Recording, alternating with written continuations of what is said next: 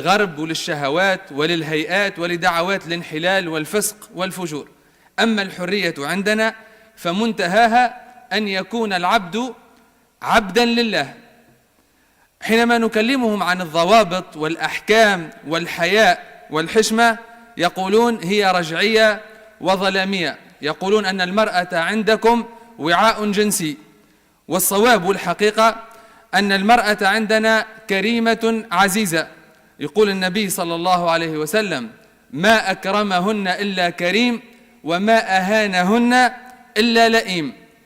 المرأة عندهم سلعة رخيصة مكشوفة معروضة لمن دب وهب، والمرأة عندنا جوهرة غالية نفيسة محفوظة.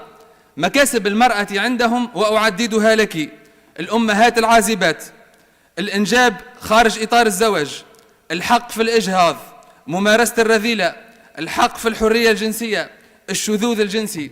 أما نحن فنقول لهم: إن هي إلا أسماء سميتموها ما أنزل الله بها من سلطان. الأسماء الصحيحة أن الأمهات العازبات هن إما عاهرات أو مغتصبات.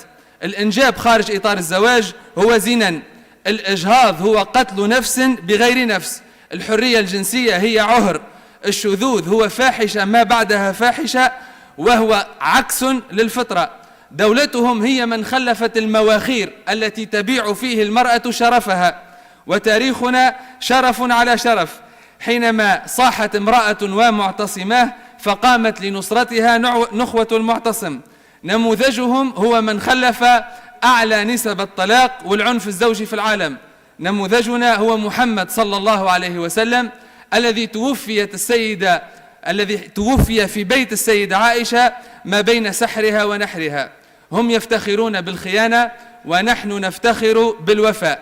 نماذج المرأة عندهم الزوجة الخائنة والطالبة اللعوب والبنت العاقة والشغالة المتحرشة. ونماذج المرأة عندنا الطاهرة خديجة والعفيفة عائشة والزهراء فاطمة وأم كلثوم وصفية وأسماء ذات النطاقين. يزعمون أننا نعتبر المرأة نصف الرجل، والحال أن النبي صلى الله عليه وسلم يقول: النساء شقائق الرجال.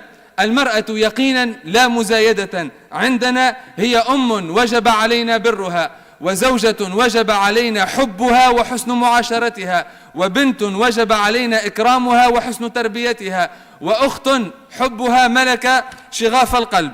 هم يدافعون على عمن على مجلة الأحوال الشخصية ويقولون عنها خط أحمر، ونحن ندافع على بصيرة على أحكام رب العالمين ونعتبرها خطا أحمر. يقول ربي: قل لا يستوي الخبيث والطيب ولو أعجبك كثرة الخبيث.